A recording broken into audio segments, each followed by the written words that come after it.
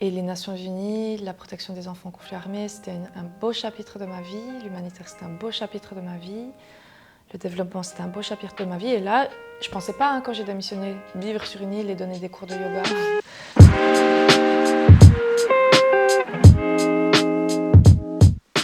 Tu étais aux Nations Unies à New York, dans le siège. Et là, tout à coup, tu te retrouves sur une île au Mexique à donner des leçons de yoga. Et pas que. Mais pourquoi tu as tout lâché? Pourquoi tu as lâché ta carrière comme on l'entend en Suisse? Je sais pas, je sentais que j'étais plus très alignée avec ce que je faisais. J'étais très confortable, c'était vraiment un super job, une super vie que j'avais, mais je sentais qu'il y avait autre chose qui m'attendait. Vraiment, je sentais que... Aussi, j'étais plus très intéressée par ce style de vie. Enfin, bien sûr, le confort, l'argent. J'avais des amis super, qui sont toujours mes amis, mais j'avais besoin d'autre chose et je ne savais pas exactement ce que c'était, mais je sentais aussi que si je ne laissais pas l'espace physique et temporel, ça n'allait pas venir parce que chaque jour, au bout d'un moment, je me posais la question et je me disais, mais j'ai envie de faire autre chose, mais je ne savais même pas quoi. Même quand j'ai démissionné, je ne savais pas ce que ça allait être. Mais je savais que si je ne laissais pas cet espace aussi dans ma tête, ben, ça n'allait pas venir. Donc, Et du coup, tu as fait comment? j'ai démissionné. Ouais. J'ai appelé ma chef. Non, mais bon, j'ai vraiment pensé pendant 2 ans. Ouais. Pendant 2 ans, je voulais démissionner, j'y pensais vraiment. Ouais. Quand j'ai enfin pu plus ou moins le formuler, on m'a offert une promotion. On m'a créé un job aussi à New York, mais avec une promotion. Donc je me suis dit, ben, je peux pas laisser une chance pareille. Tellement de gens voudraient être à ma place, je vais pas le laisser. Donc je suis restée, mais après vraiment c'était, même si j'aimais ce que je faisais, c'était vraiment le dream job pour tellement de gens. Je voyageais énormément, je faisais des choses incroyables. Ouais. Je rencontrais des gens incroyables, je vivais dans une ville incroyable, mais je sentais au fond de moi chaque jour, je me disais, mais en fait, je suis en train de perdre mon temps. Même si ça avait du sens pour moi ce que je faisais, mais ça n'avait plus de sens pour moi. Ouais.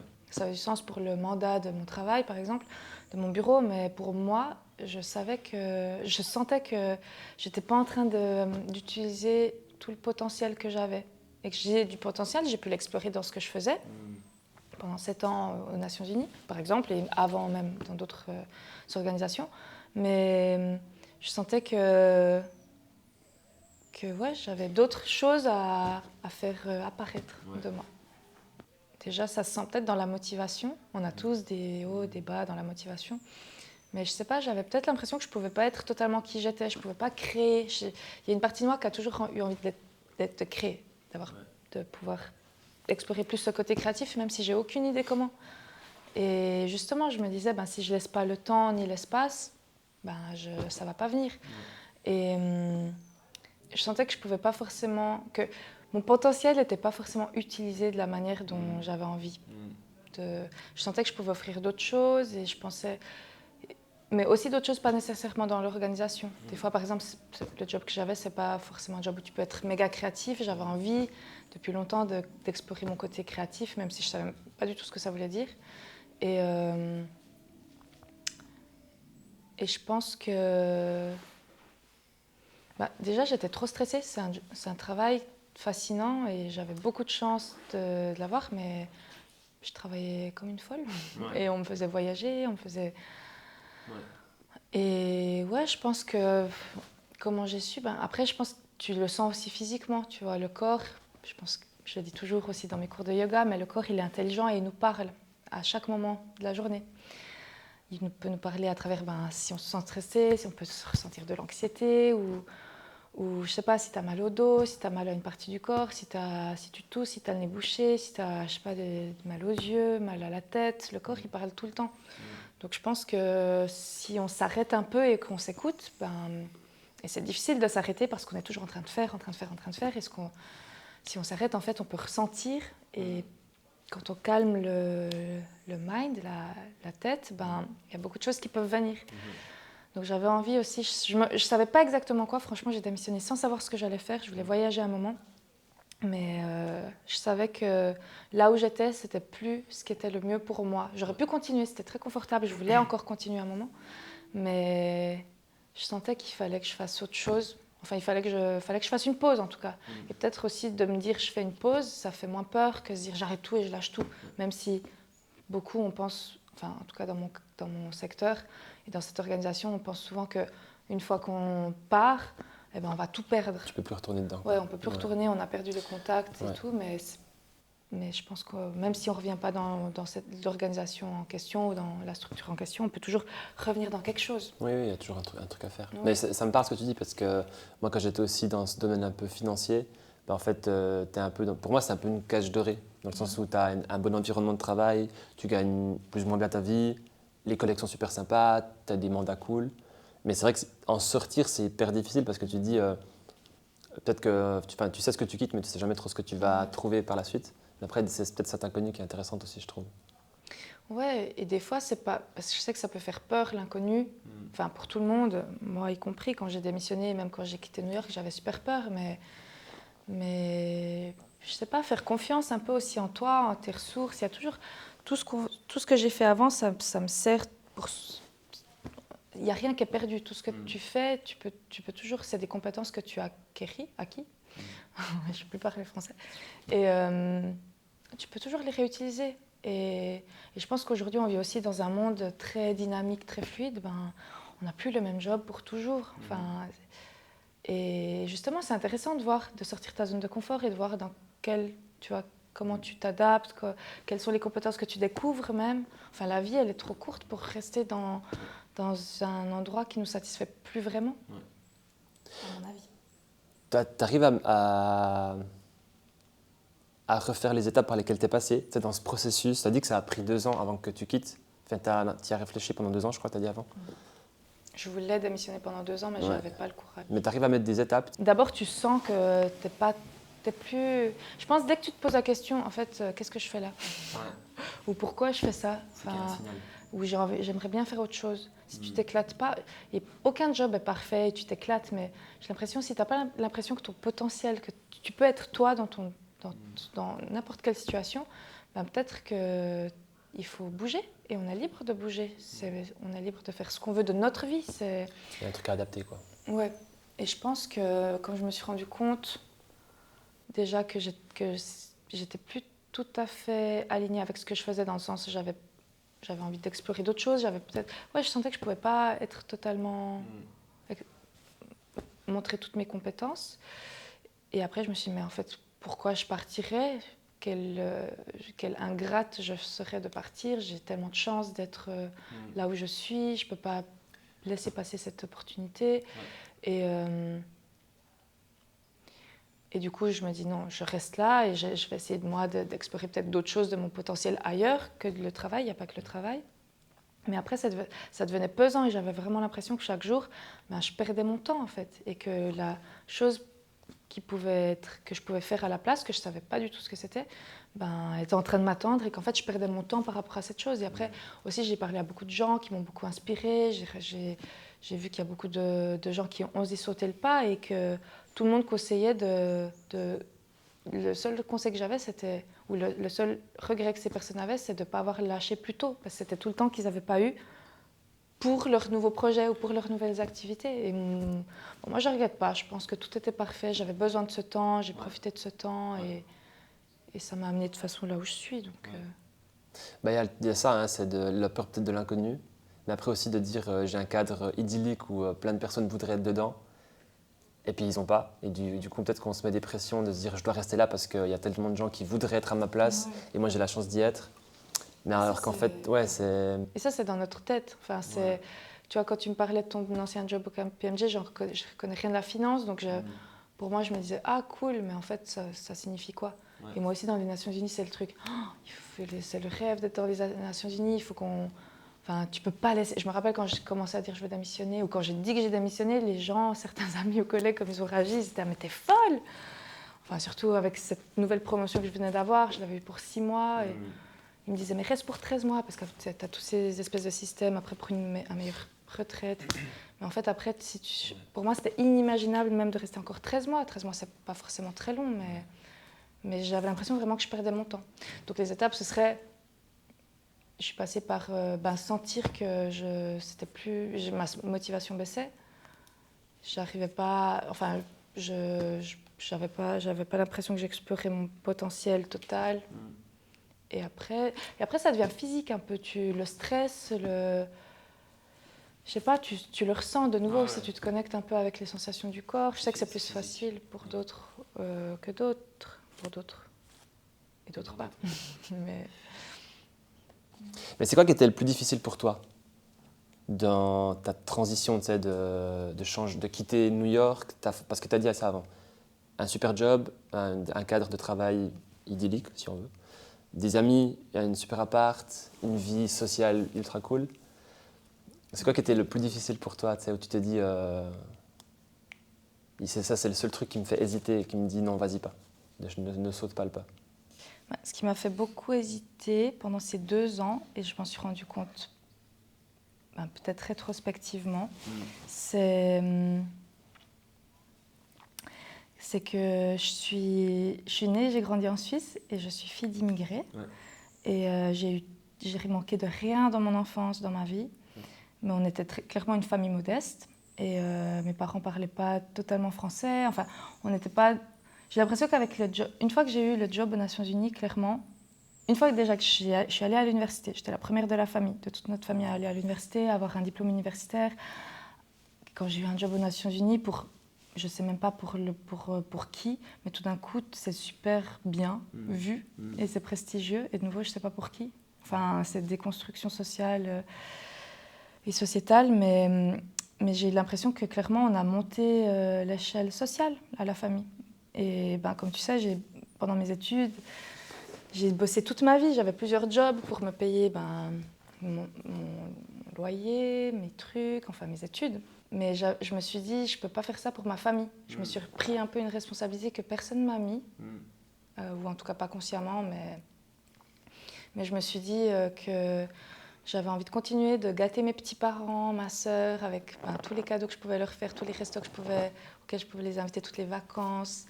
Et ouais, ça fait un peu peur. Et je me suis aussi dit, j'ai pas envie que... J'avais l'impression que certaines personnes traitaient mieux ma famille depuis que j'avais ce job et j'avais pas envie qu'on redescende en fait. Donc, et en fait, quand tu te rends compte de ce qui est ridicule déjà, je me rappelle quand je me suis rendu compte que je ressentais ça, j'étais en colère. Je me suis dit, mais en fait, parce que des gens nous ont traité mal, ma famille et moi, déjà je fais pas ça pour les autres, le travail que j'ai, je l'ai pas fait pour les autres, mais clairement il y a un peu tu vois, t'as envie de, je sais pas si c'est de prouver ou d'atteindre le succès selon la société qui pour moi aujourd'hui, je ne sais pas qu'est-ce que ça veut dire. Mais ça, tout d'un coup, ouais, c'était ce qui m'a fait le retenir le plus longtemps, c'est que j'avais pas envie de... J'avais l'impression que j'avais atteint un certain niveau et que de redescendre, ça allait péjorer, enfin, ça allait impacter ma famille. Donc toi, il y a clairement un truc de statut social. Moi, je me rappelle que quand j'ai voulu quitter KPMG, je savais que je devais partir, je le sentais. C'était le moment d'aller faire un truc plus créatif, bouger. Après, ça s'est mal passé, mais bon, bref. Mais je savais qu'un truc qui m'a beaucoup stressé, c'était le salaire, parce que je savais que j'allais passer de là à là, en fait. Et en fait, je me suis dit, je pourrais très bien vivre aussi avec ça, et en fait, tu adaptes ton style de vie, ça va très bien aussi. Oui, on n'a pas besoin de autant. Plus on a, plus on veut. Et plus on a peur d'avoir moins. Alors que moi, quand j'avais rien sur mon compte en banque, j'avais et je dépensais. Et tout d'un coup, plus tu as et tu dis, il faut que j'atteigne. Enfin, pourquoi? Si déjà tu peux pas...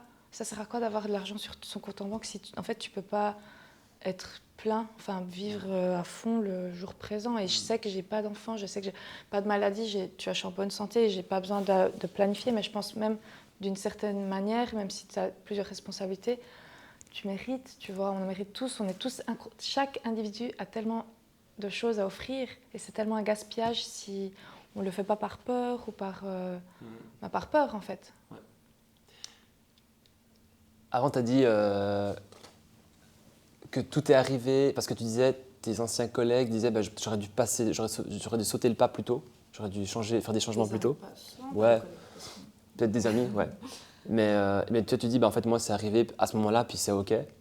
Mais si tu devais, toi, aujourd'hui, la Soumaï qui vit au Mexique sur une île qui fait du yoga, si tu devais parler à Soumaï d'il y a 3 ans, qui était à New York, qui travaillait pour les Nations Unies, puis qui voyageait beaucoup, peut-être trop, qui était un peu stressée, tu lui dirais quoi?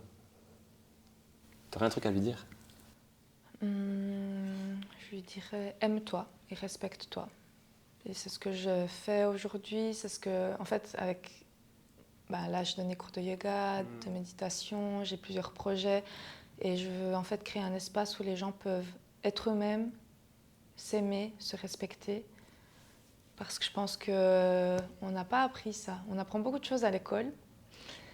J'ai l'impression qu'on n'apprend pas à s'aimer. Et c'est absurde. Et je sais que ça sonne très hippie bobo, mais en fait, si on s'aime et on se respecte vraiment, c'est là qu'on peut faire ce qui est le mieux pour nous. Et on ne fait pas ce que veulent les autres, on met des limites. Et moi, j'ai appris à m'aimer depuis... je pense vraiment que je m'aime depuis 3 ans. Et c'est quand j'ai commencé justement à me dire, mais en fait, qu'est-ce que je fais ? Tout ce que je fais, est-ce que je le fais vraiment pour moi ? Enfin, la vie, ta vie, c'est aujourd'hui et c'est ta vie. Tu fais ce que tu veux de ta vie. C'est...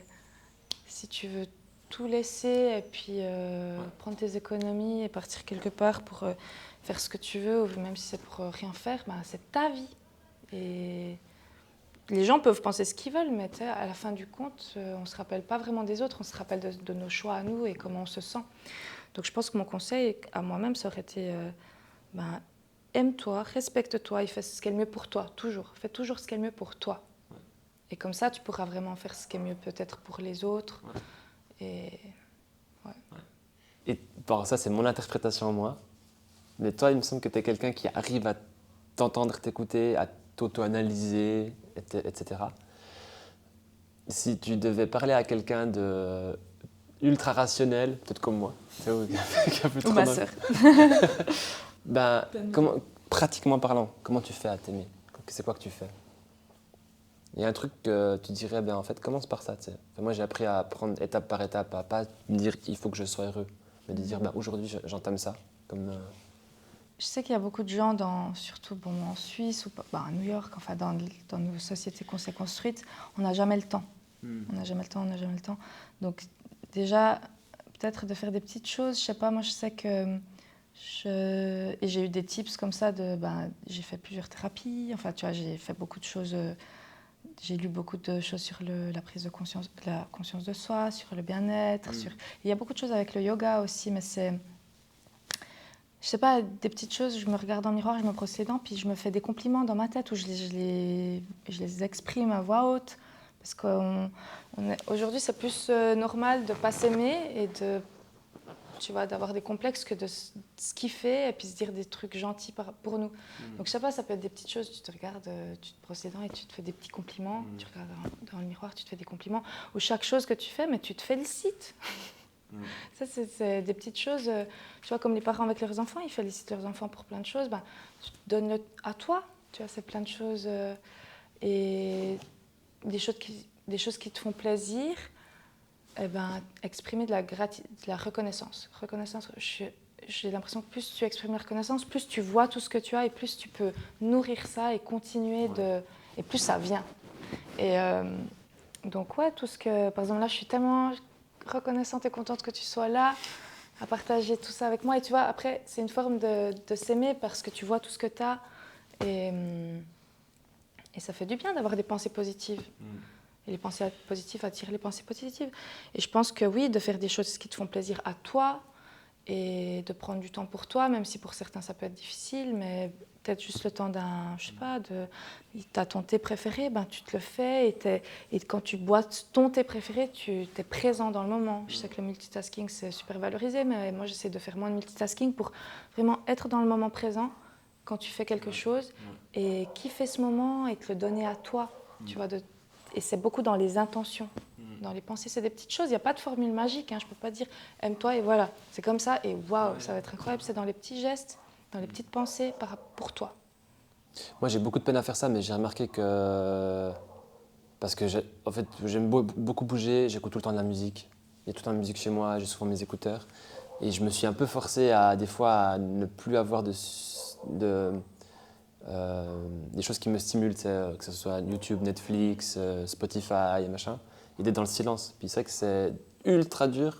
Je sais qu'il y a des gens qui ont beaucoup de facilité à faire ça, moi c'est hyper compliqué, mais à terme tu vois que ça te calme effectivement. Ouais, ralentir, c'est clair que ça c'est aussi... Ben oui, déjà, pour s'aimer, il faut aussi mieux se connaître. Donc, quand tu arrêtes un peu, parce qu'on fait, on a peur du vide. Et moi, j'étais la première, tu sais, comme je suis toujours active, en train de faire plein de choses. Mais maintenant, j'ai appris à poser et à être avec moi. Et je sais que ça fait peur, parce que pause, ça veut dire se regarder un peu dans un miroir à l'intérieur. Et ça peut être difficile de voir ce qu'il y a à l'intérieur qui tu es. Mais oui, c'est peut-être le premier pas aussi pour s'aimer, de mieux se connaître. Parce qu'une fois que tu te connais mieux, tu sais ce dont tu as besoin. Et ce dont tu n'as pas besoin, tu l'éloignes de toi. Les choses qui ne te font pas du bien, que ce soit travail, personne, nourriture ou quoi, tu les éloignes et c'est facile. En fin de compte, c'est simple. La vie, elle est simple. Si on enlève tout ce qui ne nous appartient pas. C'est un super point là que tu amènes parce que comment tu fais à faire le tri? Tu sais, quitter un job, je pense que c'est plus ou moins facile si tu arrives à démystifier l'argent, la sécurité. Mais si, je sais pas, tes connaissances, ton cercle d'amis, ton entourage, si tu as grandi là au milieu, tu sais, puis en fait, c'est un peu ta base, tu t'identifies à eux. Puis... Pour moi, c'est tout une question d'énergie, tu vois. Si, par exemple, nous, quand on discute, enfin, notre amitié, tu vois, je te donne et tu me rends quelque chose. Mais si, en fait, tu fais que de donner et que tu reçois pas en retour, pour moi, déjà, Enfin, pourquoi? J'ai pas de temps à perdre. J'ai trop de gens que j'aime et trop de temps à passer avec les gens que j'aime pour gaspiller mon temps avec quelqu'un qui me nourrit pas.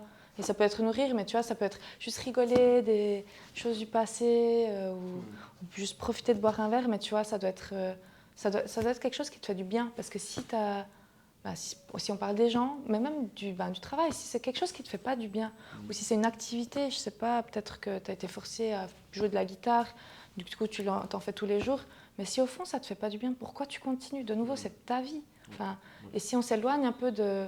Moi j'aime bien réfléchir à toutes mes pensées, tout ce que je fais, j'essaie de me dire, ok, j'essaie de déconstruire pourquoi je le fais, de déconstruire les pensées, pourquoi je le fais, et ensuite de reconstruire avec plus de conscience, tu vois, avec ce que je pense, avec ce que je suis maintenant et avec l'expérience du passé. Mais maintenant, je sais, en fait, peut-être que je fais quelque chose parce que j'ai cru que c'était bien de le faire pour avoir l'air cool, j'en sais rien. En fait, c'est ridicule. Et maintenant, j'ai plus de conscience et j'ai plus de contrôle sur mes actions. Et oui, pour les gens, c'est la même chose. Tout ce qui ne fait pas du bien, je les éloigne. Comment je sais pas, tu dis que tu n'as pas le temps, tu n'as pas envie. Tu peux être honnête, tu n'as pas envie de voir quelqu'un. Mais ça me fait penser, dans une autre vidéo où on parlait d'identité, il y avait la personne Lino à qui je parlais qui disait il y a une période de ma vie où je voulais plaire à tout le monde. Et du coup, j'étais avec un groupe, on parlait de ça, avec l'autre groupe, je parlais de ça. Puis en fait, il s'est un peu perdu parce qu'il s'est rendu compte qu'en fait, il n'avait pas son identité propre et des fois, il se forçait à aimer certaines choses ou à être avec des personnes qu'il n'avait pas forcément envie d'être. Mais je pense que tu te sens que tu peux pas être toi-même en fait. Et de nouveau, c'est comme le travail, c'est comme le cercle social ou n'importe quoi. Sois toi-même en fait. Ouais, peut-être la meilleure forme de s'aimer, pour revenir à ta question, c'est être toi-même. Et peut-être tu sais pas qui tu es jusqu'à ce que tu le sois. Et c'est juste fais ce que tu veux, ce que tu kiffes. Et du coup, comment tu fais à savoir qui tu es? Justement, en faisant ce que tu te plais. Et en faisant... En fait, t'es forcé de rien faire dans la vie. Et si tu... Je sais pas, si tu fais de la guitare parce que tu aimes faire de la guitare, Marco, c'est quelqu'un qui aime faire de la guitare. Ouais. Si tu aimes aller courir parce que tu aimes courir, cours. Si Marco court parce qu'il a été forcé à courir depuis qu'il est petit, en fait, c'est pas Marco. Donc en fait, il faut juste s'écouter et faire... peut-être se reconnecter, arrêter de faire une pause pour un peu ressentir, se connecter aux sensations. Tu vois, si on se sent super anxieux, il y a quelque chose qui joue pas quand même dans la vie. Et j'étais quelqu'un de très, très, très anxieux. Et justement, de poser, de faire pause, ça a été hyper difficile pour moi. Et c'était le vide, c'était horrible au début. C'est quand je suis arrivée à New York, c'était la première fois que j'arrivais toute seule. Et tout d'un coup, j'avais un peu de temps, donc je remplissais le temps. Et en fait, j'ai appris à rien faire. Et tu as l'esprit qui devient plus calme et les choses deviennent plus claires. En fait, aussi, on est très embrouillé parce qu'on se met plein de choses, plein de stimulation, du stress. On regarde une série parce qu'on ne veut pas penser. C'est facile et je le fais des fois, ça ne veut pas dire que c'est mauvais. Mais j'ai appris à être avec moi-même et à faire pause. Et vraiment, quand tu calmes le mind, la tête, les choses sont beaucoup plus claires. C'est peut-être je ne sais pas, je n'ai pas de formule secrète, mais c'est plein de petites choses qui font que tu peux te connecter et un peu te connaître mieux. Et chaque jour, on se connaît un peu mieux et chaque jour, on change aussi. Tout se transforme, donc prendre aussi un jour après l'autre. Et dans tes changements pro-géographiques aussi, bon, toi, tu as toujours été quelqu'un qui a beaucoup voyagé, enfin, qui a vécu dans plein d'endroits différents. Bon, je sais que tu n'aimes pas trop le mot reconversion, mais pour moi, enfin, reconversion professionnelle, si on se met dans ce truc un peu Suisse pro, mais ton évolution, ta transition, t'en es contente et elle va continuer, tu penses? Est-ce qu'il y a un moment, je pense que ma question c'est, est-ce que tu te reconvertis, tu te changes et c'est terminé? Non. Non, de nouveau, je pense que tout se transforme de manière continue. On a la chance, peut-être comparé à nos parents c'était plus des jobs, tu l'avais, tu restais. Aujourd'hui, c'est plus ça et on a de la chance. Et ça peut être effrayant, bien sûr. Et je pense que tu peux aussi garder un job toute ta vie si c'est ce que tu veux. Cool, fais-le si tu peux. Ouais. Mais non, je pense que moi, c'est plusieurs chapitres de ma vie et les Nations Unies, la protection des enfants en conflit armé, c'était un beau chapitre de ma vie. L'humanitaire, c'était un beau chapitre de ma vie. Le développement, c'était un beau chapitre de ma vie. Et là, je ne pensais pas, quand j'ai démissionné, vivre sur une île et donner des cours de yoga.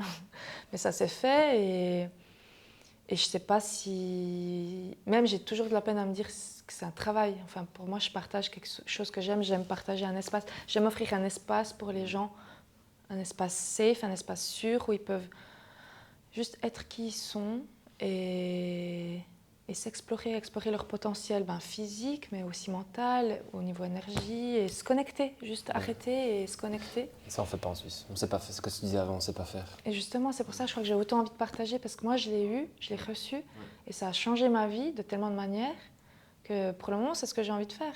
Et justement, comme je t'ai dit, j'ai plusieurs projets, on verra, mais je ne me mets pas du tout de limite ni de pression. Bien sûr qu'il faut que je mange, que je paye mes factures, mais de nouveau, je pense que j'ai plein de ressources. Si un jour je ne veux plus refaire ça, je réfléchirai à ce que je veux faire, où je verrai. Enfin, j'essaie aussi de prendre une chose après l'autre et un jour après l'autre, parce qu'on peut faire tous les plans possibles, mais on ne sait jamais. En fait, ta réponse à la question et ta réponse, elles me font me dire un truc, c'est que, parce qu'en fait, quand tu te reconvertis en Suisse, moi j'accompagne des gens qui se reconvertissent ou qui créent une boîte, etc. Et j'ai l'impression qu'en fait, on voit vraiment ça comme un nouveau chapitre, mais c'est le prochain, c'est le prochain, il s'arrête là. Peut-être qu'en fait, non, c'est chaque fois des étapes, en fait. Ouais. Et mon prochain job ou mon prochaine occupation, ça va m'amener vers quelque chose, peut-être encore une autre transition qui va m'amener vers quelque chose qui me ressemble encore plus. Ouais, non, justement, je pense c'est pour ça que j'aime pas le mot reconversion, parce que pour moi, oui, c'est un différent job, clairement, mais enfin, job, c'est une différente activité, mais pour moi, tout ce que j'ai fait avant, ça m'a mené là où je suis. Je pense que si je peux soutenir ou partager certaines choses, c'est grâce à tout ce que j'ai fait avant. Tu vois, même moi, toute mon expérience personnelle m'amène là où je suis aujourd'hui. Donc pour moi, c'est plus une transformation. Et pour moi, c'est tout un chemin. La vie, c'est un chemin de découverte de soi, d'expérience. Ouais. Et du coup, là, je suis dans une nouvelle expérience et je me découvre. Je découvre un nouvel aspect de moi avec un nouveau potentiel. Je ne savais pas du tout que je pouvais donner plein de cours de yoga, de méditation. Et puis, peut-être, je sais pas, guider. Moi, j'en sais rien, je sais pas. Mais... Non, mais en fait, ce que tu dis, ça résonne trop. Et aussi, mes jours ici, je suis en train de me dire que, tu sais, en Suisse, il me semble qu'on grandit et il faut faire tes études, avoir un bachelor, avoir un master, même, tu sais, comme c'est construit, quoi, un doctorat. Ouais. Puis après, trouver un job, avoir une carrière, te marier, faire des enfants, acheter une maison. Alors qu'en fait, tout peut être beaucoup plus ouvert et inconnu. Et on peut bouger, quoi, et évoluer avec ça. Et justement, tu vois, de construire et déconstruire, ce que j'aime bien faire toujours, et ce qui m'a mené peut-être à mieux me connaître et à en fait, m'aimer moi, et pas aimer des images ou des idéaux que je ne sais même pas qui a construit, la société, mais qui est la société en fait. Moi, je suis aussi la société. Et du coup, pourquoi je te dis ça ? De déconstruire de tous ces espèces de schémas ou d'idéaux, de se dire en fait, oui, moi aussi, je suis allée au lycée, à l'Uni, j'ai eu mes diplômes, et puis tout d'un coup, j'ai eu un super job, j'étais là, waouh, c'est trop cool, c'est comme ça, enfin, je suis en train de réussir, tu vois, selon le livre de la réussite de la vie, on ne sait pas qui a écrit. Et en fait, je me suis dit, en fait, ma vie, c'est mon livre, donc si j'ai pas envie que ce soit comme ça, si j'ai envie J'avais quel âge quand j'ai démissionné? 32 ans de démissionner, ben, ça ne veut pas dire que c'est un échec. Après, mes 32 ans ou mes 33, j'ai quel âge? Je ne sais plus. Bref, après la trentaine, j'ai démissionné, je ne savais pas ce que je faisais. Ben, ce n'est pas un échec, c'est ma vie, je fais ce que je veux. Ouais. Ah, moi, à chaque fois que j'ai changé et que tu évalues ça tu considères ça comme un échec, en fait, j'ai l'impression d'avoir appris tellement de trucs et à chaque fois de m'être rapproché d'un truc qui me ressemble le plus. Donc, ouais. Mais trop bien, merci Soumaï. Merci à toi. C'est hyper inspirant et moi j'ai appris plein de trucs. Il y a la petite tradition de la fin. En fait, la personne que j'ai rencontrée en dernier, elle a laissé une question pour toi. Et la question que Lino se posait, c'était si tu devais choisir ou être une fleur ou une plante, laquelle ça serait et pourquoi? Je pense que je serais le tournesol. Okay. C'est ma fleur préférée. Okay. Parce que ça me fait penser à un soleil. Okay. Et je pense que ouais, je suis aussi solaire. Je pense que je suis quand même quelqu'un d'optimiste et ben, je souris et puis je rigole facilement et puis je suis de bonne humeur. Donc ouais, ce serait le tournesol. Il y en a ici au Mexique, il n'y a pas, hein, je crois. J'en ai pas vu, non. Ouais. Non, il n'y a pas. Il y a des palmiers. Bah, du coup, quand je verrai des champs j'adore en Suisse, je penserai à toi. Ça me fait trop, c'est trop beau. Et puis du coup, toi, en fait, tu peux du coup, laisser aussi une question pour la prochaine personne que je vais rencontrer. Tu ne sais pas qui c'est, mais tu peux la noter ici et puis on la découvrira dans la prochaine vidéo. Ok. Ça te va? Je la note. Merci beaucoup. Merci à toi. Je la note maintenant? Ouais, tu peux la noter maintenant. Ouais.